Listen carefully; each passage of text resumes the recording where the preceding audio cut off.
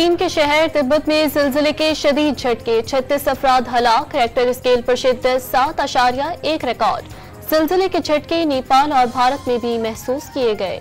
America में बर्फानी तूफान ने तबाही मचा दी, मुख्तलिफ हादसात में 6 अफराद हलाक, 7 साहली रियासतों में हंगामी हालत नाफिज, 2000 परवासें मंसूख, कई रियासतों में 3 लाख से ज्यादा सार्फिन बिजली से महरूम हो गए। वाशिंगटन में 18 इंच तक बर्फ पड़ने की पेशगोई। इस्लामाबाद के डिस्ट्रिक्ट सेशन अदालत ने बानी पीटीआई के 6 और बुशरा बीबी के एक केस में अबूरी जमानत में तौसी कर दी। बुशरा बीबी की दरख्वास्त जमानत पर फैसला नहीं किया जा सका। लाहौर की एहतसाब अदालत में गुजरात तरक्याती मनसूबों में मुबैना करप्शन रेफरेंस की समाअत कुछ देर बाद होगी। परवेज सलाही पर फर्द जुर्म आयद होने का इम्कान। वज़ीर आज़म शहबाज शरीफ की ज़ेर सदारत वफाकी काबीना का इजलास आज सुबह 11 बजे होगा। मुल्की सलामती और माशी सूरत हाल समेत अहम उमूर ज़ेर बहस आएंगे।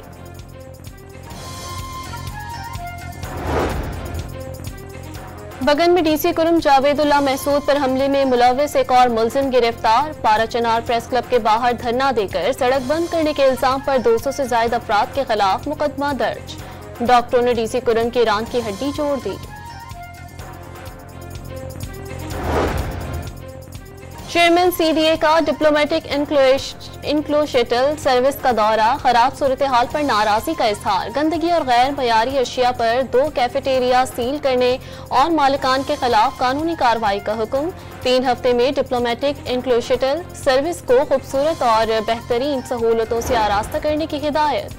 खैबर पख्तूनख्वा के मैदानी अजला में मौसम सरमा की 15 दिन की तातीलात के बाद तमाम स्कूल दोबारा खुल गए। और जनूबी अफ्रीका ने दूसरे टेस्ट में पाकिस्तान को 10 विकेटों से शिकस्त देकर क्लीन स्वीप कर लिया।